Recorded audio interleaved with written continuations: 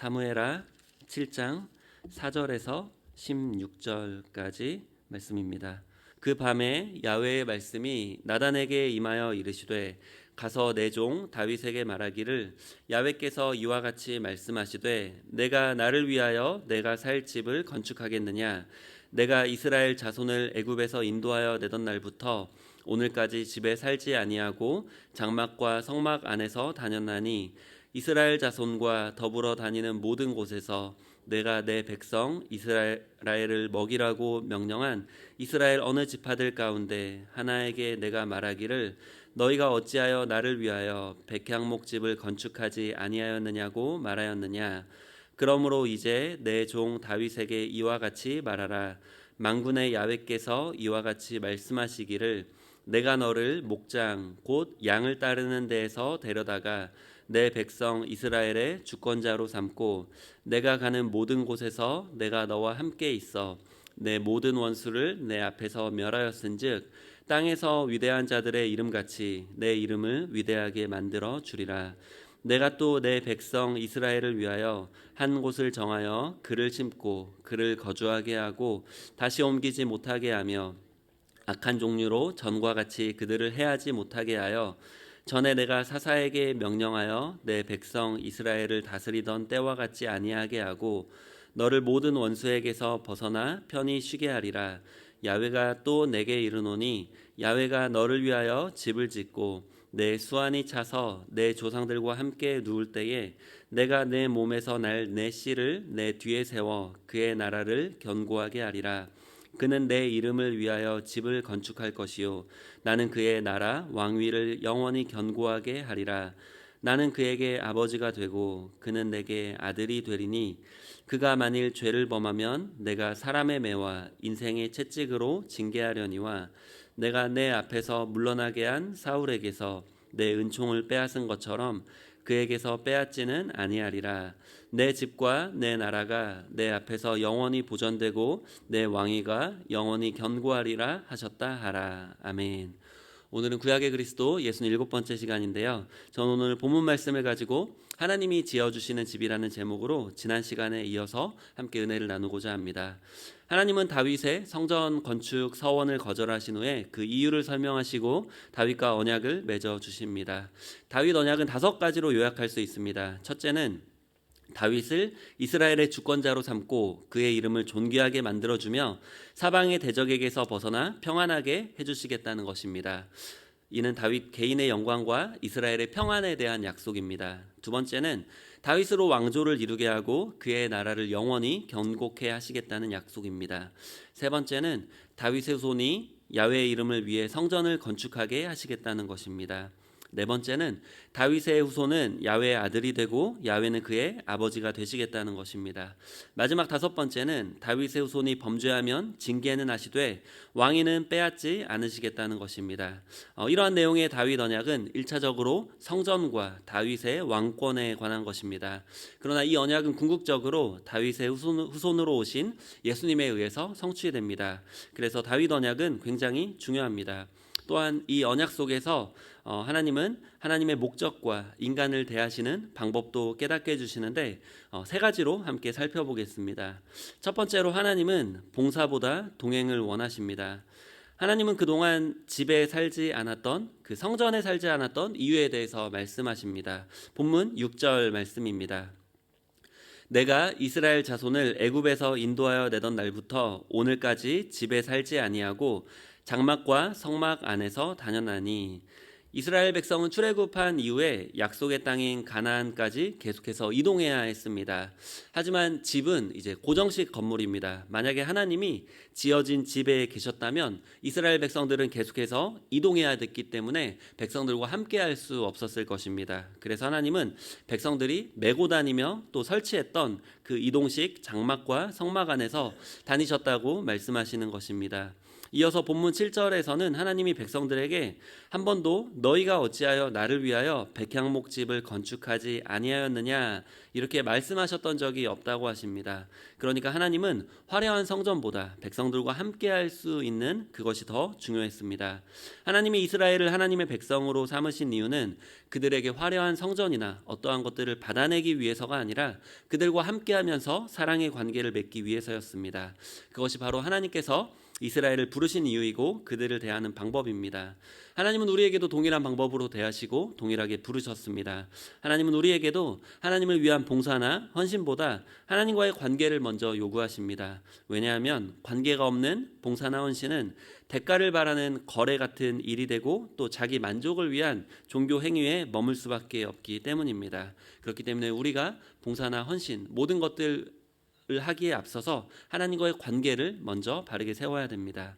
이어서 본문 8절은 그러므로라고 시작하는데 앞에 이러한 하나님의 백성들을 대하는 방법과 그러한 모습들을 정리하면서 다윗에게 이제 말씀하십니다. 8절과 9절에 보시면 그러므로 이제 내 종 다윗에게 이와 같이 말하라. 만군의 야훼께서 이와 같이 말씀하시기를 내가 너를 목장 곧 양을 따르는 데서 데려다가 내 백성 이스라엘의 주권자로 삼고 내가 가는 모든 곳에서 내가 너와 함께 있어 내 모든 원수를 내 앞에서 멸하였은즉 땅에서 위대한 자들의 이름같이 내 이름을 위대하게 만들어 주리라. 하나님이 목동 다윗을 불러서 왕으로 삼으신 이유는 하나님의 화려한 성전을 짓게 하기 위함이 아니라고 말씀하십니다. 하나님은 다윗과 항상 함께하길 원하셨고 그 함께하심의 열매로 결과로 다윗의 모든 원수들이 진멸되었고 이제 그 다윗을 위대하게 만들어 주시겠다고 약속하시는 것입니다. 하나님의 이 말씀은 조금 슬프게도 들리기도 합니다. 하나님은 다윗에게 원하셨던 것은 그 벌판에서 낮에도 밤에도 하나님을 찬양하며 기도하며 하나님과 함께했던 그 관계인데 다윗이 어느 순간 왕이 되고 자신은 백향목으로 지어진 궁전에 살다 보니까 하나님에게 뭔가를 보답하려는 갚으려는 그 마음이 나쁘다는 것이 아니라 뭔가를 행위로서 이렇게 갚으려는 그러한 것들을 우리가 볼 수 있습니다. 마치 하나님이 다윗에게 이렇게 말씀하시는 것처럼 들리기도 합니다. 다윗아, 네가 벌판에서 양을 칠 때에 낮이고 밤이고 나를 찬양하며 나에게 기도하며 나와 함께 있기 때문에 나는 너를 선택해서 왕으로 삼으려고 했던 것이다. 나는 너와 함께하는 시간이 좋았던 것이고 너와의 관계가 나의 목적이었다. 네가 나를 위해 화려한 성전을 지어준다고 하는 마음은 기쁘게 받지만 나는 너의 그 봉사보다 너와 함께하는 시간이 더 좋다. 그리고 이미 나는 너를 위해서 화려한 궁을 지어줬고 더한 것도 해줄 수 있다. 네가 나를 위해 지어준다는 그 화려한 성전도 어차피 다 내가 너에게 해준 걸로 짓는 것 아니냐. 나는 그런 거 필요 없다. 너만 있으면 된다. 이렇게 하나님은 다윗에게 말씀하시는 것과도 같습니다. 어떤 성도님을 만나보면 이런 말씀을 하십니다. 하나님이 주신 은혜가 커서 또 그 가족들과 함께 행복하게 또 살기 위해서 큰 2층 집으로 이렇게 이사를 가셨는데 예전에 1층 집에서 좁은 곳에서 이렇게 복작복작하면서 살던 게 더 좋다 이렇게 말씀하시는 걸 들은 적이 있습니다.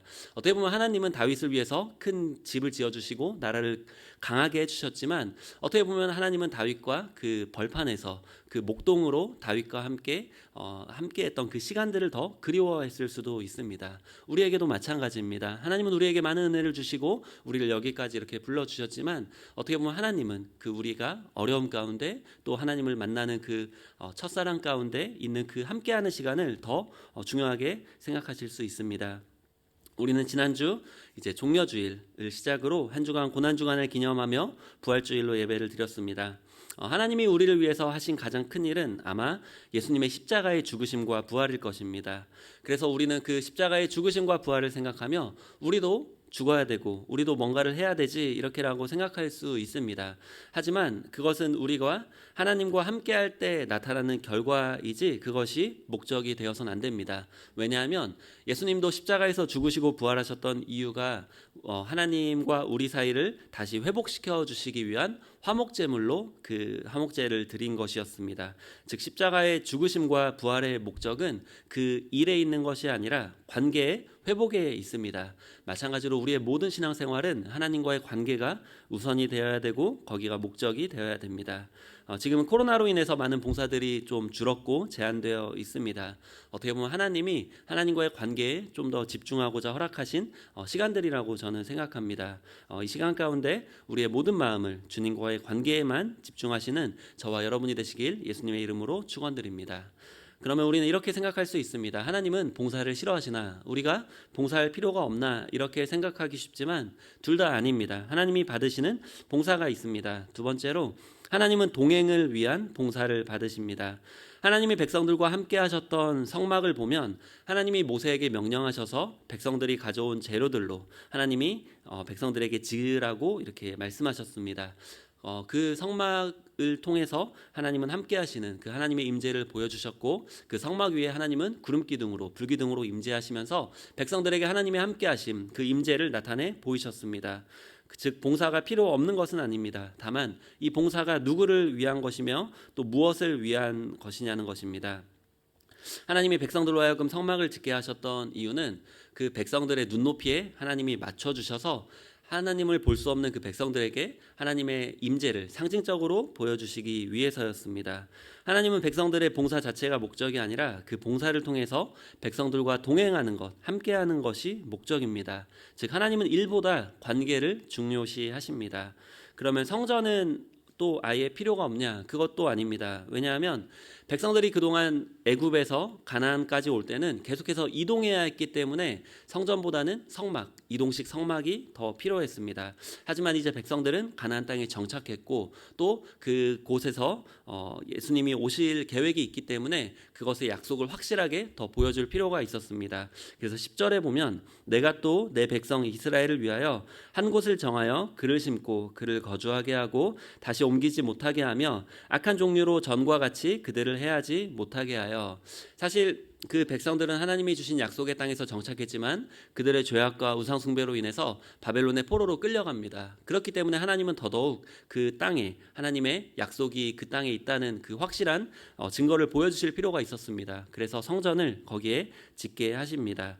그런데 중요한 것은 다윗이 약속을 받았지만 성전을 직접 건축하지는 못했습니다. 그의 아들 솔로몬이 건축합니다. 그러면 다윗은 아무것도 안 했나? 그것도 아닙니다. 다윗은 그 이스라엘의 주변 국가들을 다 정복하고 나라를 평안하게 만들어서 그 아들 솔로몬이 성전 건축에만 집중할 수 있는 환경을 만들었습니다. 만약에 성전을 건축하다가 적들이 쳐들어와서 짓고 있던 성전도 무너지고 또 백성들도 붙잡혀가면 하나님의 영광이 또 나타나지 않게 될 것입니다. 그래서 하나님은 다윗을 통해서 먼저 주변 국가들을 다 정복하게 하셨고 나라의 평안을 또 허락하게 하셨습니다. 또한 다윗은 성전 건축에 필요한 모든 재료들을 모아놨고 자기 개인 소유까지 바쳐서 그 성전을 위해서 자기 개인 소유를 드렸습니다. 어쩌면 하나님은 다윗에게 주셨던 은혜가 너무나 컸기 때문에 교만하지 않기 위해서 성전 건축을 못하게 하시고 준비만 하시게 하신 걸 수도 있습니다. 하나님이 요구하시는 봉사는 그때그때 다릅니다. 요즘 우리 교회를 보면 하나님이 원하시는 봉사가 있는 것 같습니다. 예전에 우리 교회에서도 성전을 건축하려고 알아봤었고 또 여러 가지 노력들을 했습니다. 그런데 하나님은 그 성전을 건축하지 못하게 막으셨습니다. 어떻게 보면 하나님은 우리에게 허락하신 그 은혜가 있고 그 은혜 이상의 것을 하지 않기 원하시는지도 모릅니다. 하지만 우리 교회를 보면 이제 성전 건축을 위해 재료를 모으는 일을 많이 하게 하셨던 것 같습니다. 그 성전 건축은 우리가 지금 생각해 볼 때에 다음 세대를 위한 그 성전이 아닌가 싶습니다. 재료를 모으는 일은 드러나지 않습니다. 또 그래서 어떻게 보면 하나님이 더 받으시는 더 의미 있는 헌신이 될 수 있습니다. 우리 교회를 보면 지금 잠옷실이 이제 거의 다 지어졌고 이제 아기 돌봄이 봉사도 필요합니다. 어떻게 보면 하나님이 지금 우리에게 원하시는 봉사가 이런 봉사가 아닌가 싶습니다. 어떻게 보면 우리 교회는 지금까지 하나님의 은혜로 여기까지 왔지만 앞으로 더 하나님의 은혜와 또 하나님의 사명을 감당하려면 다음 세대가 세워져야 됩니다. 그것이 바로 다음 세대를 위한 성전 건축이고 또 그 건축은 건물만에 국한된 것이 아니라 어떻게 보면 건물보다 더 큰 더 이런 다음 세대들이 함께 이렇게 가득 찬 성전이 될 것입니다. 그래서 우리가 하나님이 우리에게 요구하시는 그런 봉사들이 있습니다. 재료를 모으는 것, 그게 바로 아기 돌보미 봉사고, 또 다음 세대들이 우리 교회에서 더 잘 세워지고 정착할 수 있도록 우리가 양보하고 또 이해하고 또 배려하는 것입니다. 세 번째로 하나님은 다윗을 위하여 집을 지어 주십니다. 다윗이 하나님을 위하여 집을 지어 주겠다고 했지만 하나님은 괜찮다고 하시며 오히려 하나님이 다윗을 위하여 집을 지어 주시겠다고 말씀하셨습니다. 본문 11절 말씀입니다. 전에 내가 사사에게 명령하여 내 백성 이스라엘을 다스리던 때와 같지 아니하게 하고 너를 모든 원수에게서 벗어나 편히 쉬게 하리라. 야훼가 또 내게 이르노니 야훼가 너를 위하여 집을 짓고, 여기서 이 언어 유희 말장난이 있는데, 다윗이 하나님에게 지어주겠다고 했던 것은 집입니다. 그것은 건물입니다. 그런데 하나님이 다윗에게 지어주겠다고 했던 그 집은 가문을 말하고 또 왕인 다윗에게는 나라, 그 왕조를 의미합니다. 본문 12절 말씀 보시면 내 수완이 차서 내 조상들과 함께 누울 때에 내가 내 몸에서 날 내 씨를 내 뒤에 세워 그의 나라를 견고하게 하리라. 하나님은 다윗이 짓고자 하는 그 성전 건축도 다윗의 아들을 통해서 짓게 하시겠다고 하시고, 또 다윗이 원하지도 않았던 그 다윗의 왕조를 견고하게 하시겠다고 약속하십니다. 다윗은 이미 사울의 왕권이 무너지고 그 아들들이 다 죽음으로써 그 왕조가 무너지는 것도 봤습니다. 그래서 다윗의 마음 가운데는 하나님이 나의 왕조도 어떻게 보면 영원히 함께하지 못할 것이라는 그러한 불안함도 있었을 것입니다. 하지만 하나님은 다윗에게 그 왕조가 영원할 것이라는 약속을 주셨고, 실제로 그 약속처럼 그 남유다의 왕들이 계속해서 그 다윗의 후손으로 이어져 왔고, 또 그 약속은 예수 그리스도를 통해서 또 완전하게 성취가 되었습니다. 본문 13절에서 15절 말씀 보시면 그는 내 이름을 위하여 집을 건축할 것이요 나는 그의 나라 왕위를 영원히 견고하게 하리라. 나는 그에게 아버지가 되고 그는 내게 아들이 되리니 그가 만일 죄를 범하면 내가 사람의 매와 인생의 채찍으로 징계하려니와 내가 내 앞에서 물러나게 한 사울에게서 내 은총을 빼앗은 것처럼 그에게서 빼앗지는 아니하리라. 아멘. 하나님이 우리에게서 일보다 관계를 더 중요시한다는 가장 큰 이 클라이맥스는 바로 그 다윗의 아들을 하나님의 아들로 삼겠다는 것입니다. 사실 우리가 죄의 종노릇하던 또 사탄의 이 노예로, 포로로 붙잡혀 있었는데, 하나님은 우리를 노예로 또 여전히 부르시는 것이 아니라 우리를 아들로 부르셨습니다. 마찬가지로 하나님이 다윗에게 주셨던 그 관계의 클라이맥스는 바로 그의 아들을 하나님의 아들로 삼겠다는 것입니다. 그러다 보면은 어떻게 보면 그 아들을 위해서 인생의 채찍으로 또 사람의 매로 징계도 하시겠다는 것입니다. 우리가 볼 때는 어떻게 보면 평안함만이 하나님이 주시는 가장 큰 축복으로 생각할 수 있지만, 가장 중요한 것은 하나님과의 관계이고, 또 그 관계를 유지하기 위해서 필연적으로 사람의 매와 인생의 채찍, 이러한 고난, 우리가 잘못해서 받는 고난도 있지만 수요예배 말씀처럼 우리가 선을 행하다가 받는 고난도 있게 됩니다. 어떻게 보면 그 모든 것들은 하나님과 그 관계를 유지하기 위해서 우리가 받게 되는 필연적인 그러한 고난이 됩니다. 하나님은 다윗의 왕조를 견고하게 하기 위해 또 그 후손의 아버지가 되시고 징계도 하시며 끝까지 책임지겠다고 이렇게 말씀하시는 것입니다. 그리고 하나님은 다윗의 집과 다윗의 나라가 영원할 것이라고 말씀하십니다. 16절에 내 집과 내 나라가 내 앞에서 영원히 보존되고 내 왕위가 영원히 견고하리라 하셨다라. 이 약속은 이제 예수 그리스도에 의해서 완전히 성취되는데, 예레미야 33장 14절에서 16절 우리 함께 읽고 말씀 맺겠습니다. 야훼의 말씀이니라. 보라, 내가 이스라엘 집과 유다 집에 대하여 일러준 선한 말을 성취할 날이 이르리라. 그날 그때 내가 다윗에게서 한 공의로운 가지가 나게 하리니 그가 이 땅의 정의와 공의를 실행할 것이라. 그날에 유다가 구원을 받겠고 예루살렘이 안전히 살 것이며 이 성은 야훼는 우리의 의라는 이름을 얻으리라. 아멘. 이 말씀을 보면 예수님은 다윗의 후손으로서 주님의 선택된 자로 임마누엘, 하나님 함께 하신 하나님으로 위대한 이름을 얻으신 이로, 또 모든 원수를 물리치고 평화의 나라를 가져오시며 하나님의 아들이시며 성전인 교회를 짓는 그러한 또 새 왕조인 하나님의 나라를 세우시는 분으로 예수님은 오십니다. 그리고 하나님은 우리에게도 그 예수님을 통해서 지어졌던 그 집을 우리에게도 지어주기를 원하십니다. 그래서 그 집은 우리 안에 거하시는 성령님으로 인해서 우리가 성전이 되는 것으로 또 성취되고 또 영원히 하나님과 함께 동행하게 되고 또 그것은 천국에서 또 완전하게 또 이루어지게 될 것입니다. 우리 코로나 시기를 맞이해서 많은 부분들이 제한되고 또 여러 가지 어려움들이 있지만 이런 시기 속에서 좀 더 하나님과의 보이지 않는 관계에 좀 더 집중하시고 또 다시 한번 우리의 신앙을 건강하게 세워나가시기를 예수님의 이름으로 간절히 축원드립니다.